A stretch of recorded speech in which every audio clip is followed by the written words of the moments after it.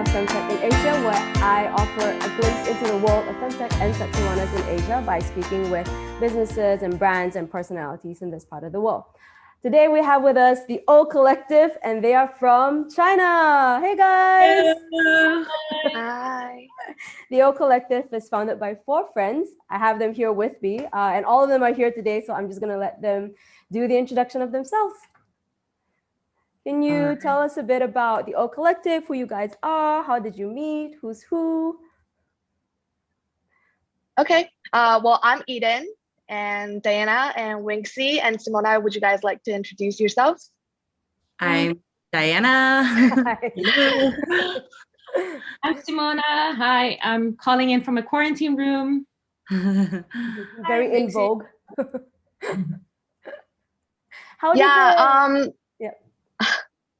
So the 4 of us, we actually all met in Shanghai, answering your question. Simona, Winxi, and I, we worked together in the same company. And that's how we became friends. Actually, Simona and I also, we were online friends first. We were following each other on Instagram before we became real life friends and united in Shanghai. Oh, wow. Yeah. And Diana and I, we actually also, we've been friends for over 10 years. But during the time being, I would say I'm probably the common denominator between the 4 of us. But also I would say our personalities, the way we are, what we like, and what we believe in also quite resonate with each other. And that's how we became friends. And Simona actually moved out of Shanghai back to the Netherlands, and she only recently just came back to China. So she's now currently in a quarantine room. Yeah. We will be reunited soon. Yeah, it's been too long. When did, well, was there a mastermind among the 4 of you about the O Collective? Sorry, it just paused a little, so we missed the question. Is there a mastermind, like one of you who suggested, let's do this? Or like, how did the idea come about? How did it start? I think we were always, while we were friends, we were always meeting up for like weekly dinners or things like that. And we were always chatting, and not just us, but a bigger group of women. And we were always talking about our personal relationships in our lives, and whether we were having not enough sex or too much sex, or, you know, being in good and bad relationship situations. And then we really noticed that like there wasn't much female intimate care or places for women in China. I think for us, we are kind of Western raised, you know, with Asian cultural backgrounds. And so we already were considered quite open women. And we felt like, man, if we're feeling this way, I can't imagine like here in China, what the local women are feeling this way, because it's so not openly spoken about. And so we actually started it as like a game for each other to reignite our sex lives or control it a little bit more. And then we made it like weekly kind of tasks. And if you didn't, you were penalized with like drinking shots or something stupid like that, you know? And we were having so much fun with it. We just felt like, man, we really need to share this. We think it's like amazing that it actually helped us communicate better with our partners, and it helped us do a lot of things that we grow up knowing, but we never put it into action. And sometimes with the busyness of life, like you just forget. So I think there was 5 of us in the beginning that were like, hey, I think we have something here. Like, this is really interesting, and we can't find it here right now. And maybe we should be the ones to start it and just see how it goes. And then it kind of swindled down to 4, and all of us were really gung-ho about it. I think a lot of us were super burnt out from our corporate jobs. We were working like dogs for someone else, and you know, it felt really stressful, and we just didn't feel passionate about it anymore. Some of us were struggling in our relationships, and I think all 4 of us were just super excited anytime we spoke about it. So we were like, yeah, let's do this. And so we started thinking about how should we do this? And one of our good Eden's and I's good friend who did a lot of startups, he kind of mentioned before to us, like, if you want to be in the startup world, there's one thing you have to do. You have to meet every single week and make time every single week, even if it's 1 hour for it. So that's kind of how we started, and we met and so far we have met almost every single week since then, unless there's like, something that we really, really can't make it.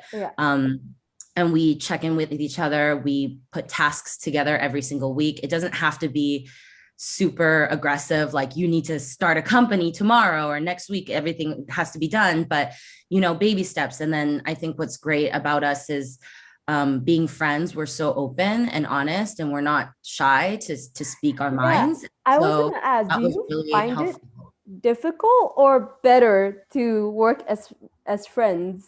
I actually think people we know, and people always say like, don't work with your friends because that will, kill the friendship. But yeah, exactly. But I think because we are so honest and blunt with each other, and we're all equal partners. So, monetary, like financially, we're equal, time wise, some of us have busier times and we are all very understanding, but we expect each other to voice it. And if we don't agree on something, in the heat of the moment, it might not be, a great discussion, but I think all of us, walk away and kind of take our barriers and pride and egos down, and come back to it with more rationale, or being more reasonable. And then because there is 4 of us, we can vote for things democratically, so if one person truly disagrees, then we just take it to a vote. If 3 is down, then let's do it. Yeah. So you started off with, you have how many? 3 or 4 products? 3 or 4 we currently have 2 products, but each product has 2 colors. Right. And then we have like side merch as well. Was there a reason in choosing the little one? Because it looks really cute and like in a pastel color.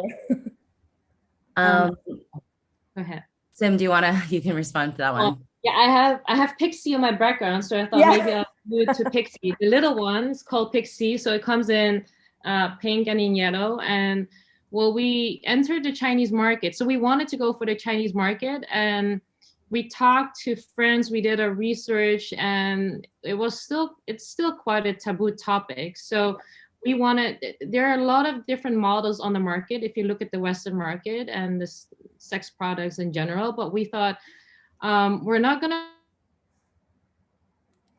be experts when it comes to sex toys, because we think there's still a really big market in China for girls just to explore what sex toys can mean. So we thought with the little one, it's a good starter. It's just to start communication in the bedroom and also like among their friends as well. And it's not intimidating. And we actually named it Pixie because it's like the little fairy. It's small, but it's very mighty, and it can do magical things. So helps you a lot. Yeah, exactly. But what has the response been like?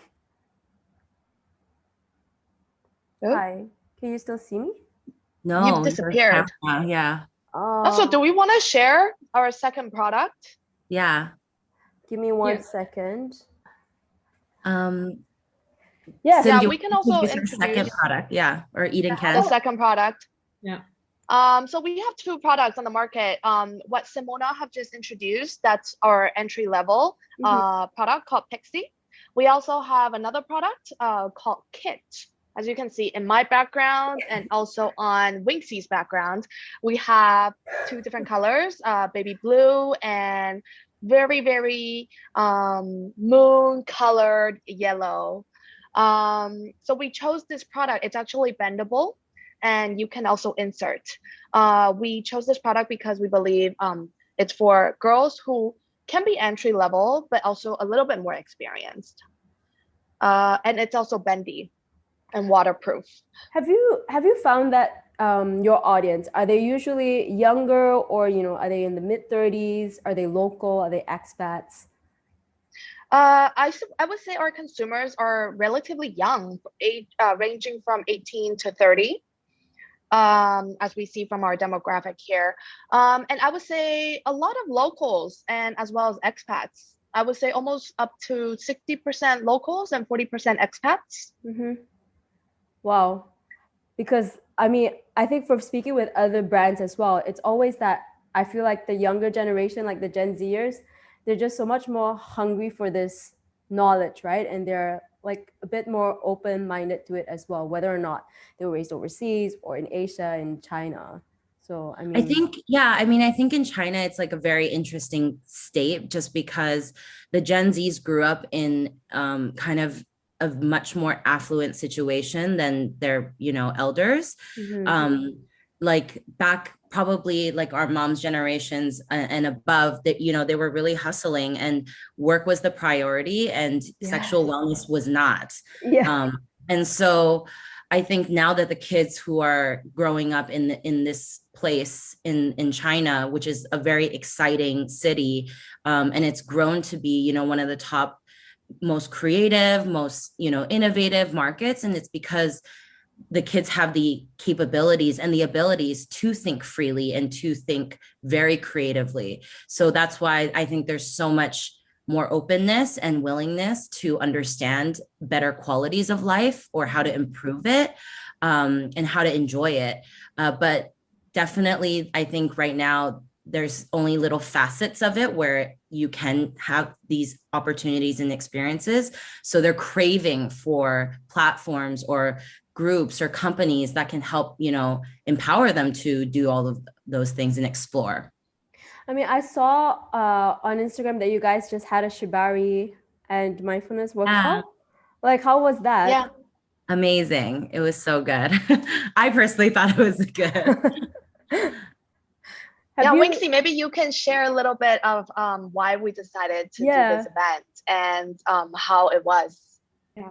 So the idea of Shibari always played in my mind, and I think one of the girls here, they met the teacher Hua Hua a long time ago, and then at that time she said, "Oh, I'm doing Shibari," and then 1.5 years ago, and at that time we were still like, "Whoa, Shibari bondage? That sounds very extreme." And then somehow along the way, I decided to attend one of her classes with a good friend of mine, and I actually really enjoyed the experience because the teacher, she started Shibari 6 years ago, and what she explained was everyone around us, they have this kind of old school idea of Shibari, which is that it's very dominant, it's very dominant, and it's very sexual. Whereas how she saw the experience of Shibari is it should be pleasurable for both sides of the partners that you're working with. So the person that is tying, but also the person that is receiving the tie. And for her, how she saw it was, she said, it's really important for the person that is tying to make sure that the person that is being tied is very comfortable. And often that's something that a lot of people are not aware of or cannot do. But during her classes, she really wants to focus on that. So when you experience it, it's a lot more mindful on how you need to do the art of Shibari. So when we did the workshop last Saturday, we combined it with mindfulness, because the experience for us was very mindful. And we had a teacher who was doing breath work, which is more about how to breathe, meditation, and she did a session on meditation and female energies. And then the other teacher, she went into Shibari. And at the end of the session, actually a lot of women said, hey, I never really thought that I could experience Shibari this mindful, because some have only experienced it in the bedroom where it was quite aggressive. And whereas other people really thought it was about tying something up and dominating, whereas the experience was very balanced for both the person who was being tied and the person who was receiving. So yeah, we actually, I think the girls left the event quite happy with the experience. Actually, a lot of girls also posted it on their WeChat channels, and usually it is something that we would not expect women to share, but they did share it on their WeChat channels, and they were really happy with the experience, and that it was something quite new and quite different in the realms of sexual wellness and mindfulness. So overall, I think it was quite a good event. So yeah, do you girls have something to add on? Yeah, I think Yeah. a lot of the feedback that we got, like that was great to hear, and that was really what we aim to, achieve. Was for us, like the O Collective. Of course, we started with sexual wellness and intimate wellness, and it starts with something similar like a vibrator to help you get there. But actually, there's so much connection with pleasure in your life, and it's not necessarily just that masturbation activity to help you achieve it, but actually being mindful, the meditation. We did a lot of breathing practices, and then using the art of shibari, where it can be pleasurable but not sexual, was a really great way for women to, and the group that we were with, to open up and feel like this is another way for them to relieve that stress. And it's very kind of mental, and so we live in a big city, tier 1 city that is like hustling and bustling. We're all working crazy hours and we're thinking of 30,000 things at once. But when it comes down to your personal wellness, whether it's getting pleasure from a toy, from masturbation, from breathing, and down to roping, like these are all outlets and facets, and actually works super well together even. But how is Yeah. the general level of reception of sexual wellness in Shanghai? Like, I think just taking it from Singapore, I think maybe in the last few months only, probably, that there's been a lot more conversation about sexual wellness and it being a part of holistic mental wellness popping up. But how's that where you guys are? We see that, where we started was also with our weekly get-togethers with friends. And with friends, of course, it's easier to talk about sexual wellness and the topics that are related to it. And then we worked in the corporate company also with Chinese colleagues. And as soon as you would reach out to them and you would talk about these topics, it's still quite a taboo. But we also noticed that since we started almost 1.5 years ago right now, we feel that people are more open about it, especially when they're a little bit closer to you, you know them a little bit better, they're more open about it.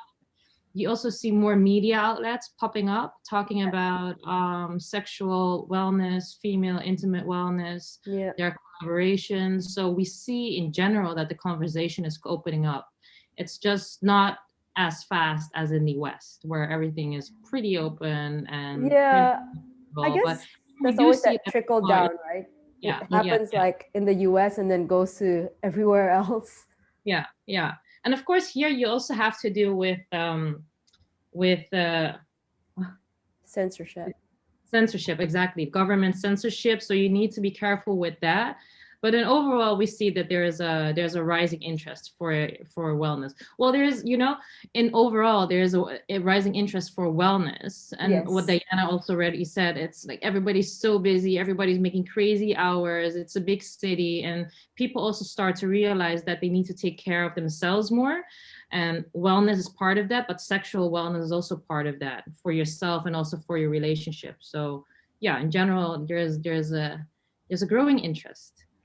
I mean, do you see also a lot of other complementary groups to you guys, maybe other sexual wellness, sex positive advocate groups that are coming out of China? Yeah, so there are quite some media platforms. When we started, there were 1, 2, 3, but we see now that there are more media platforms already. We talked about it earlier. It's mainly media platforms where we see that the conversation is being opened up. There are a couple of, when it comes to sex toy brands that are reasonably innovative.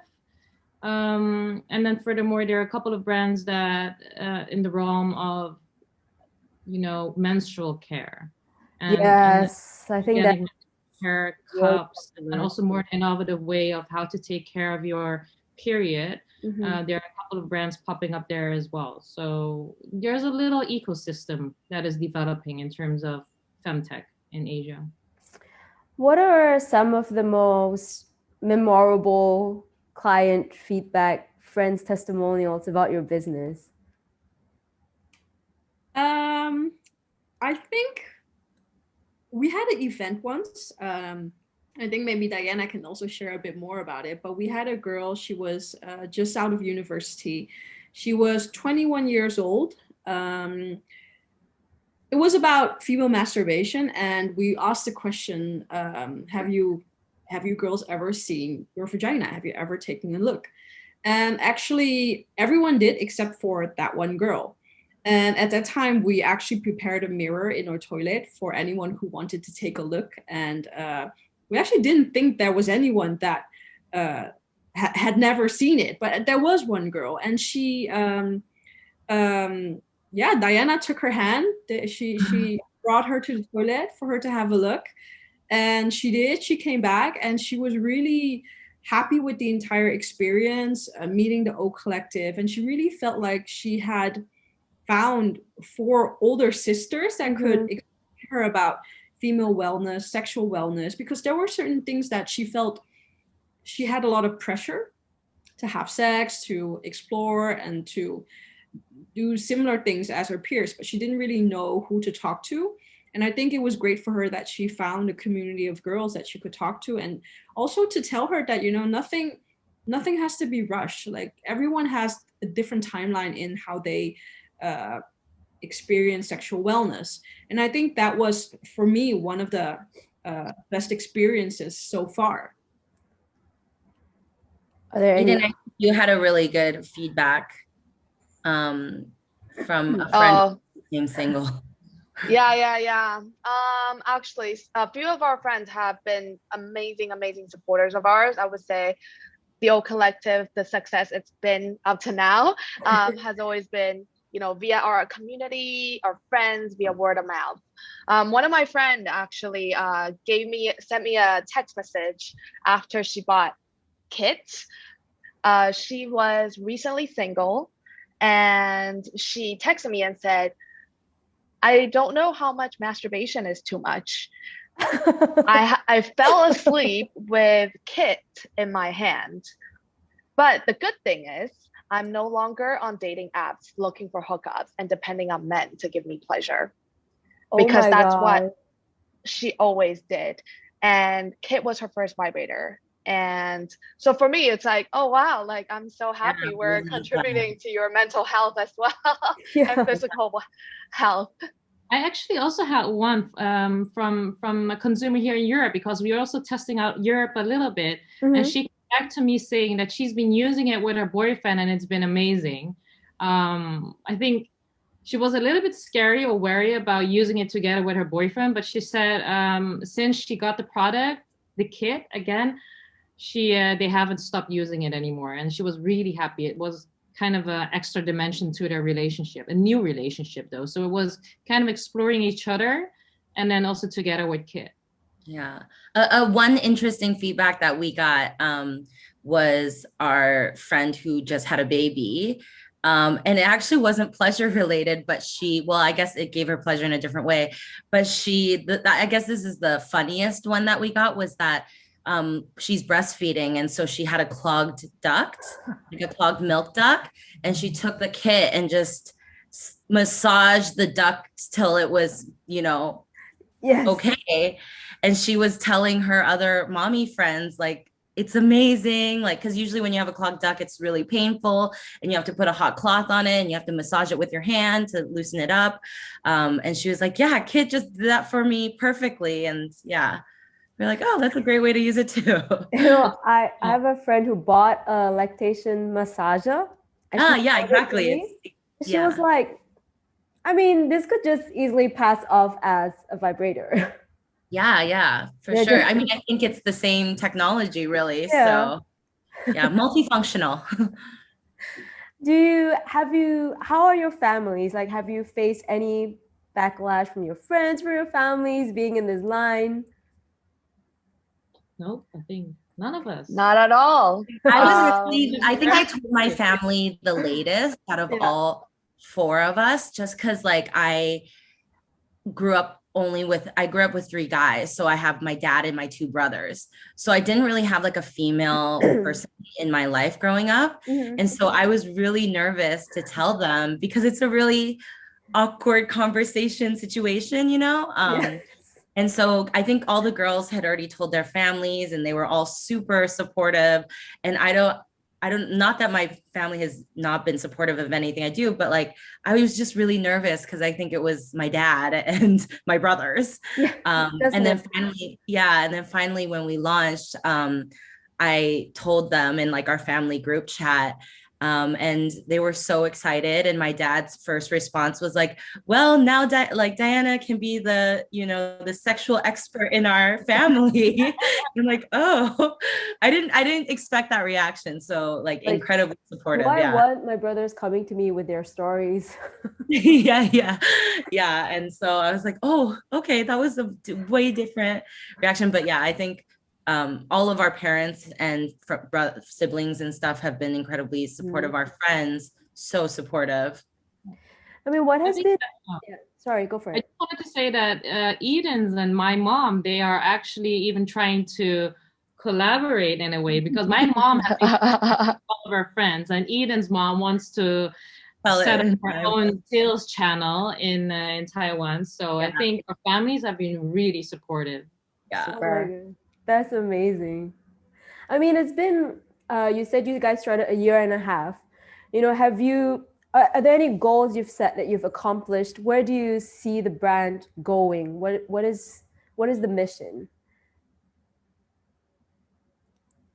Well, the mission is that we want to see all girls happy and we want to cater to them. And it's not necessarily only through products, but also through services and through content. As what we already said, we grew up in the West, and we think we might have another point of view, but we think that point of view can also add to whoever we meet in China. We have so many magnificent friends and colleagues that we come across, and sometimes we talk about sex, sometimes we talk about intimacy, and we just see that there's still a potential there, an opportunity to educate more or to experience more. So we hope that we can play a role in there to make it more happy, to become more self-aware. I think we want to broaden out our product range, maybe not only to sex toys, but probably also into other product groups.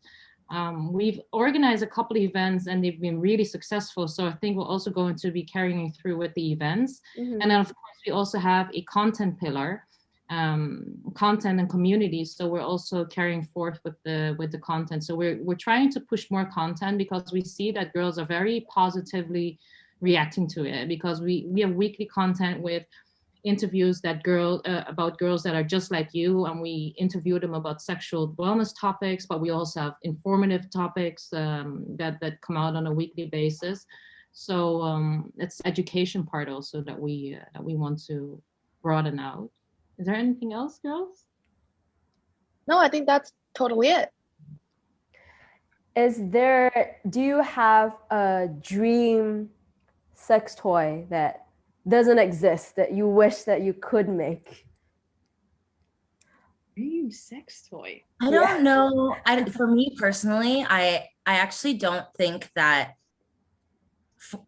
like sex toys need to be any more advanced than it is. I think what it does and what it caters to is it's doing its job. And I think for every woman, like as long as there's one that suits them, that's the best.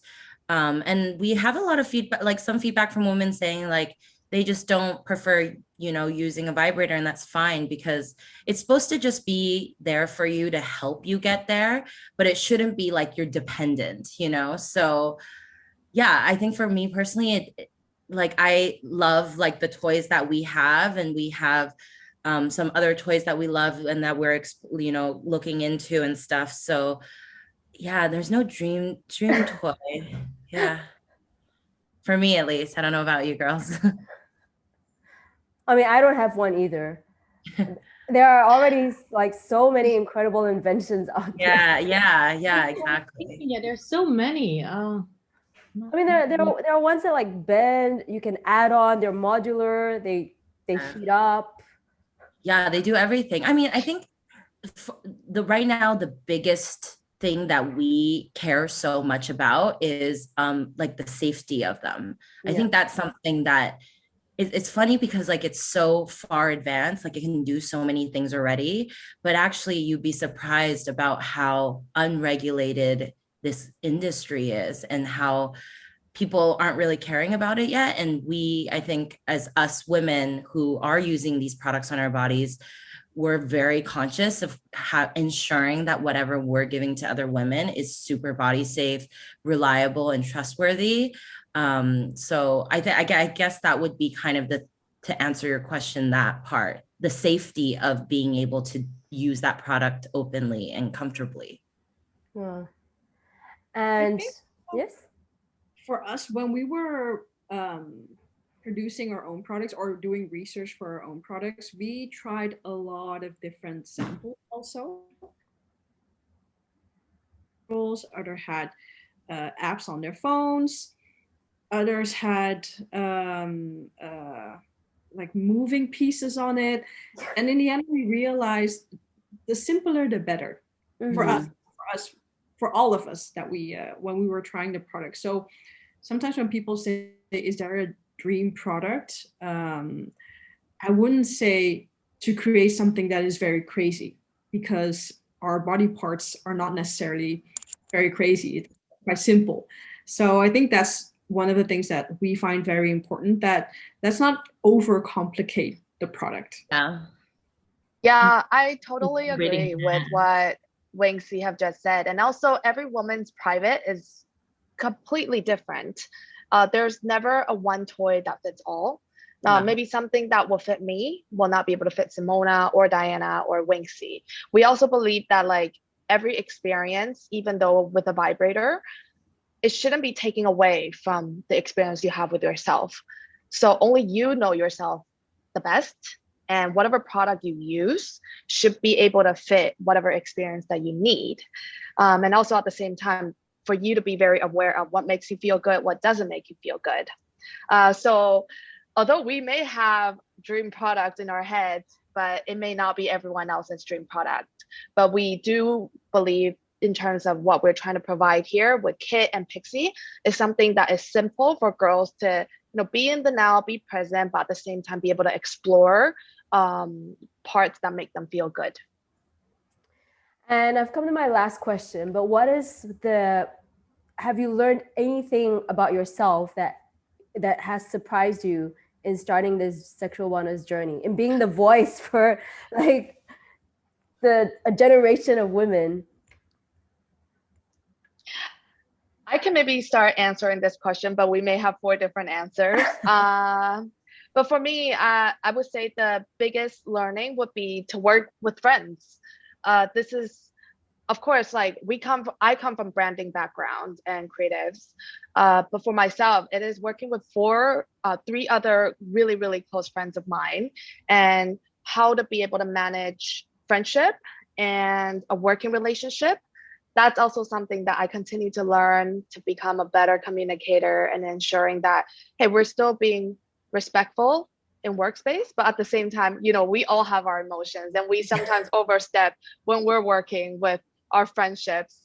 So I think for that, it's just definitely something that I'm continuing to learn day by day, and hopefully to get better at. For me, I think like since starting, I think there was a lot of like different ways of wellness, like understanding different practices and opening up even more. And I think for me personally, I would consider myself a very open, sexually open person with, different experiences.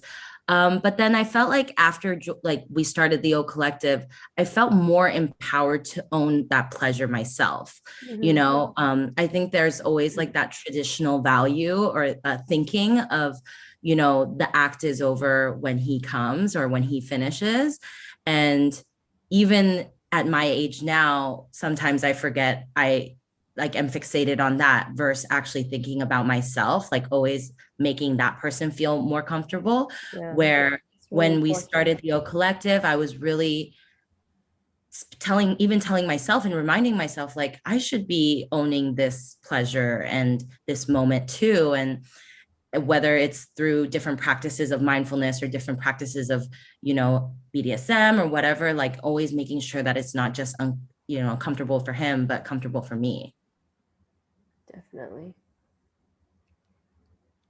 I think I have it on both sides. I definitely also attest to what Diana is saying. I think I've become more sexually aware or more aware of my sexual desires or what I'm satisfied with, and dare to explore more. Also to talk more with my partner about sex and what we like and don't like in the bedroom, but also to explore your body more because with whatever we're doing now for the Oak Collective, we're doing more research. So you're actually also becoming more aware of all the different topics that play in the industry.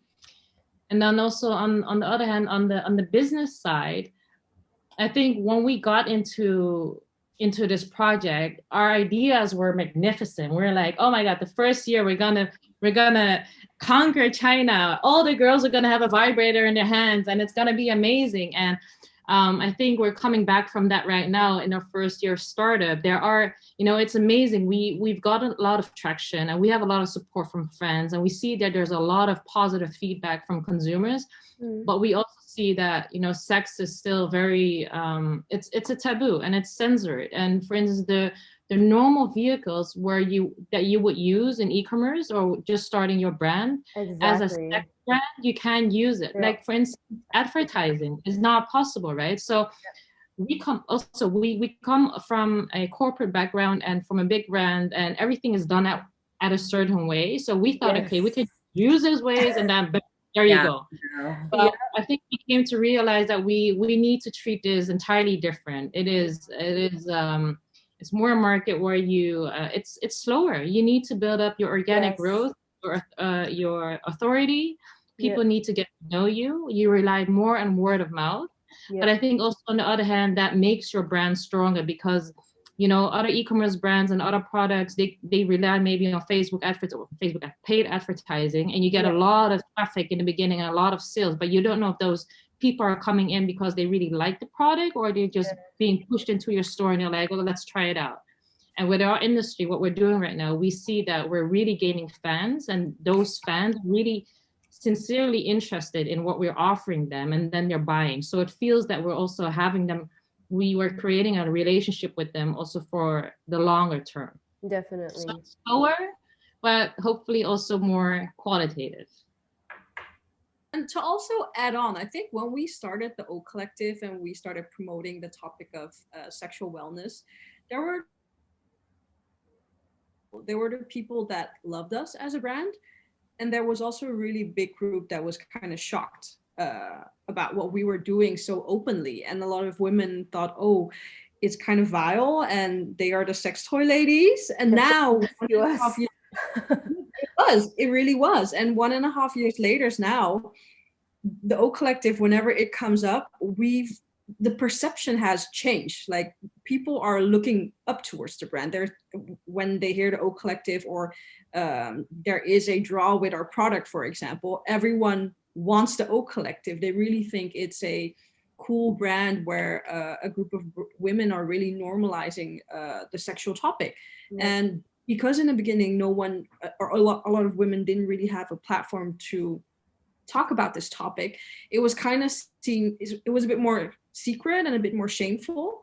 But then on the other hand, now we've been in Shanghai for a bit longer, you really see that shift in perspective of a lot of people, and that's for me already a win for the brand, that all of these people have really become fans of the brand and really started to promote the brand in certain ways. No, that's awesome. I totally agree. I mean, if we had more time, I started the Della HQ also because I started a sex toy brand and could not advertise it at all, was living in Dubai, couldn't even go back to Singapore. And so like 300 vibrators are in my gay best friend's house. I haven't even seen them. But yeah, I totally understand. Like there's so many limits. And I think that's really the great thing about this industry is I get to make acquaintances and friendships with people like yourselves from all over the world, and everyone is just sort of fighting towards the same goal to just normalize this so that talking about sexual wellness is not just regulated to some dark corner of the web. Like you really, it's like even if you try to talk about it openly, like you can only do it in this hidden corner, and I mean that's just archaic right now. I think even from like owning the pleasure, like the topic of orgasm, but also even the health side of it, like whether it's STIs or topics like HPV or access to things.